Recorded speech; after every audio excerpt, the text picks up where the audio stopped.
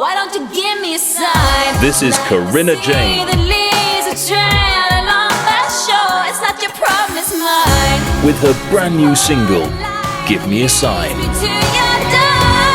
While the world still spins, As featured on BBC Introducing. it's just the way it's gotta be.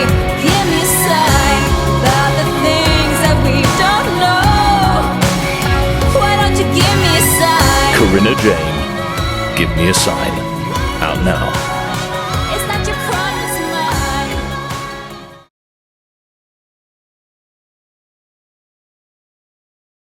Hello, I'm Sophia Jessica, and welcome to the Fan Carpet. The Jill of the Trade is a short documentary about 5 women who speak about the hardships and successes of working in a male-dominated field.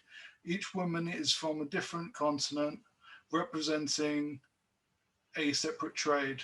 I'm excited to welcome award-winning filmmaker Charysse Harper to talk about this important documentary. So, who inspires you in the industry? Yeah, so that's always an interesting question because I always say no one. And I know that's not the best answer. But for me, it's like the people from the industry, no offense to people in the industry, but it's similar to if you're watching me. You see me for 10, 15 minutes, and then I close my laptop and I could be someone completely different. I don't know who, and the same thing for the people in the industry. I don't know who they are outside of what I see on the camera. So what really inspires me are people around me, my friends and family that I see toiling day in and day out, trying to accomplish a goal, trying to make their dreams happen. And that pushes me to then do what I want to do.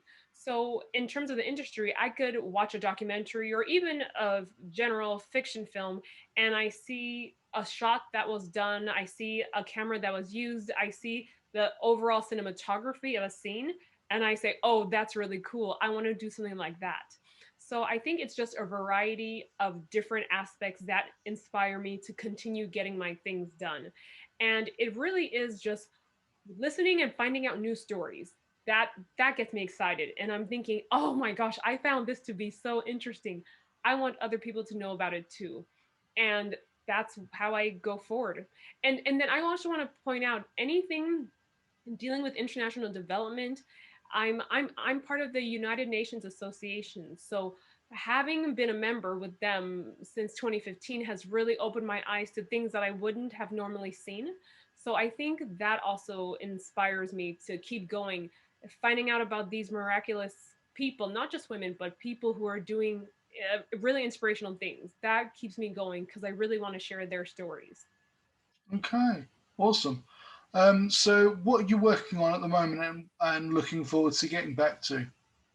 Yeah, so you mean in terms of filmmaking or just in Yeah, filmmaking. Yeah. Yeah, so we are actually in the post-production of The Jill of the Trade. So The Jill of the Trade is unique in the sense that, as I mentioned, everything was done virtually, talking to the women in Afghanistan, United States, Russia, Eritrea, Colombia. Everything has been international. Not to mention, I've had each woman speak in her own language. So everybody speaks English except for Olga Lucia, the Colombian priestess. But I've had everybody speak in their own language, which I thought was so creative, so they could, so we could really show it's international. But it's been a headache because I've now had to get these their interviews transcribed, translated. So the subtitling has been the most difficult portion of this documentary. So I want to take 2 weeks off actually to just focus on that.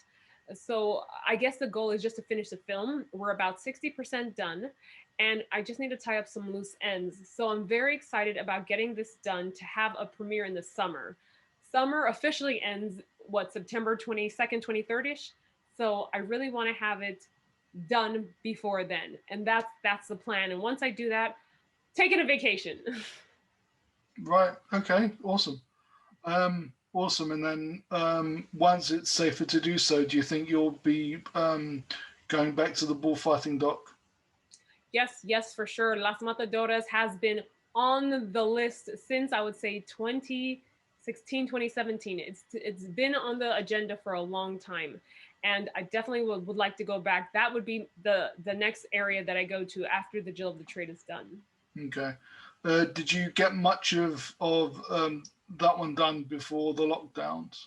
Sadly, only pre-production. So Las Matadoras looks at three women who work who perform in the bullfighting arena. So we were interviewing a retiree, a veteran, as well as a novice. So we were getting things underway to start shooting the historical aspect of Las Matadoras. So we were going to Spain to talk to historians, aficionados, to really understand the traditions. So those people, I feel getting their interviews would not be a problem. And we can get back into that quite quickly. But actually getting footage of the bullfight, that may take a bit longer, because I know right now the big worry is that it's warmer in the northern hemisphere, so COVID is not as active, as well as people are being vaccinated.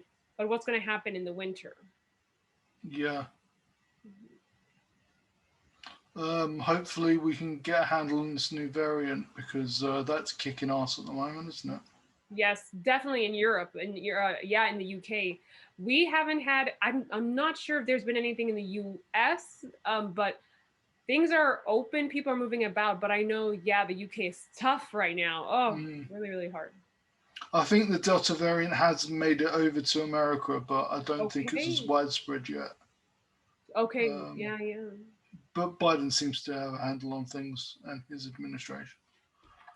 True. So, yeah. So much better than the last guy. Anyway. I will not confirm or deny. I'm not gonna talk about politics. I will not. I will refuse. Not what we're here for today. What are your plans for Jill of the Trade moving forward? I can see it as a mini series. You know what? That's interesting. You're the second person to say that. My plans for the Jill of the Trade, I guess I really don't have any long-term plans. I think right now, because I feel like I'm a horse and I have blinders on. It's just tunnel vision. Although I want to do these premieres and I'm reaching out, doing these promotions and publicity for it, I still can't see past the hump until I finish the film. I think once I'm into the 90th percentile of, or 90th percentage of finishing the film, then I can really think about the long-term plans, because it just seems it's impossible to do that when there's still so much to do. And sadly, as an independent filmmaker, you're doing a lot of things on your own. So but you're the second person to tell me that. Someone else had mentioned that on Thursday, that they see this as being a mini series where I go and talk to people around the world who are Jill in their trade. But I have not even thought about that yet. I think it's, once I finish the film, then I can look over that mountain to the next thing on the list. Yeah, because you mentioned you had an hour and a half of each person you sat down with. Exactly. Yeah. So you've got plenty of footage, and then once the first five with the film comes out, then that'll attract more to come and hopefully share their stories. Exactly. Yes. So it could theoretically be just a virtual thing, where you don't necessarily have to move around. Obviously, I know you like to travel, but it could invite people to just be doing things virtually. They might be more susceptible to do it if they know they don't have to travel anyway. That's a good point. I mean, but the other side to that coin is that we weren't able to get 2 interviews because internet was so bad where they are. So I think we always forget that we're living in the West, where internet is very important, is very strong. We rarely have issues, but elsewhere in the world is very difficult. So I actually think it would be easier if I physically go to them and interview them and actually do the camera, the cinematography, because and then you'll see this once the Jill of the Trade comes out. Because it was done virtually, we had to teach the women to be their own cinematographers, for them to get B-roll for the footage. And of course, they're not filmmakers; they're plumbers and priests and whatnot. So it's a difficult process when you're doing it virtually, to not make it be a talking head, to make it be entertaining and have different scenes and really see what they're doing. So in that respect, I am all on board for traveling to them literally making them feel comfortable to just do an interview like this for 90 minutes and then have them do what they do best, which is their trade, and leave the filmmaking to us. Yeah, sounds good. So with the popularity of streaming services like Disney Plus and Netflix, I mean, on Disney Plus they have a whole bit for documentaries, and they've obviously been the lifeblood for the last year during the lockdown. What do you think the future of cinema is? You know what? I'm biased in, okay, so I'll give you how I feel about it personally and how I think it's really going to be in the long run. Yeah. I love the cinema, and for me, I love going, and I can't imagine watching a movie in my home. I also like hearing the reaction of the crowd around me when I'm watching a film. So for me, I will never stop going to the cinema. And during, remember that break in the summer where last summer, where we were able to go to the cinema for what it was, 6 weeks before it locked down again? It was just an exciting experience to be back there eating your popcorn, hearing people react to it. I know Tenet was a big film then, and just hearing people's reaction, I love it. And it's such a thrill, and it's exciting for me. But prior to that, a lot of people did not like going to a cinema because they said, oh, you hear people chewing and watching the phones and being loud. And then now with the pandemic, with all, like you said, all these streaming services now, the Netflix, Disney Plus, HBO, Peacock, so many things, that people are now have gotten more comfortable to staying at home and watching things on their own time. So I really think going to the cinema, the cinema has definitely taken a big hit during the pandemic that I don't know if they'll ever recover. I do think that people will go back to the cinema, but not in the droves that was there pre-pandemic. So I think cinema, as a filmmaker, I think it's still exciting to have that premiere and hear people react to your film.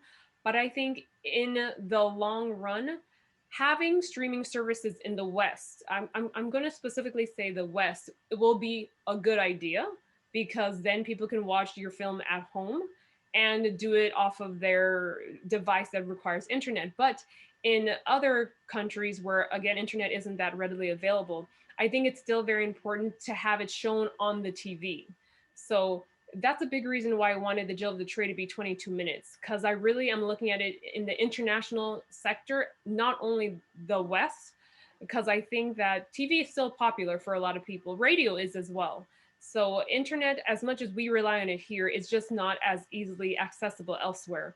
So I think that, so I think that maybe here, cinemas may take a fall, but on the international scope, it may not be that bad. But again, I'm not too sure about the COVID situation there, how they are dealing with it. So I think it really depends how people get used to life post-pandemic.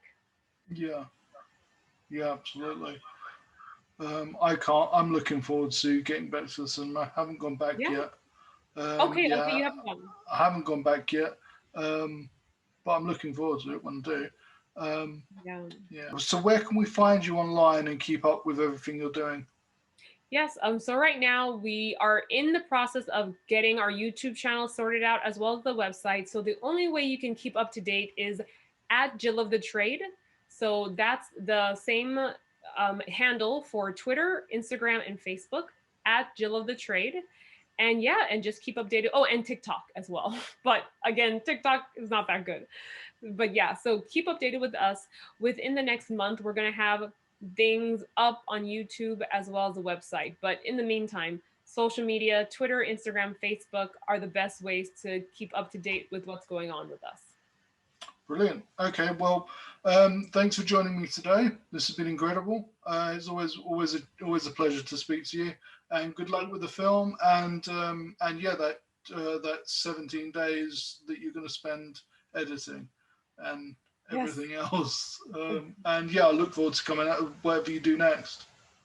Thank you, Ali. I really appreciate it. Yes, 17 days. We're going to go hard. Going to go strong. Yep, cool. Can't wait. Looking forward to it. And Thank you, and you'll be back in the UK soon enough, so that'd be cool as well. All right, look after yourself. Have a good day. Thanks, Take care. Ellie. Bye. Bye. Thank you for watching The Fan Carpet. Please follow us on Facebook, Twitter and Instagram for more content next time.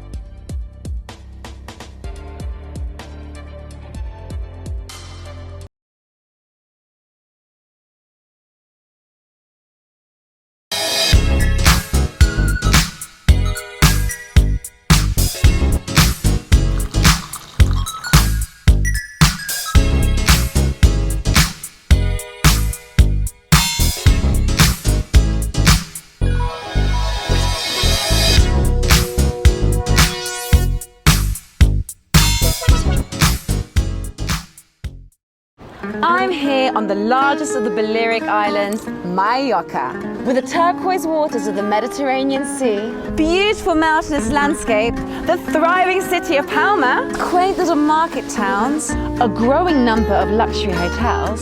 It's no surprise that the likes of Audrey Hepburn and Elizabeth Taylor like to holiday here. So come and join me as I take you around Mallorca.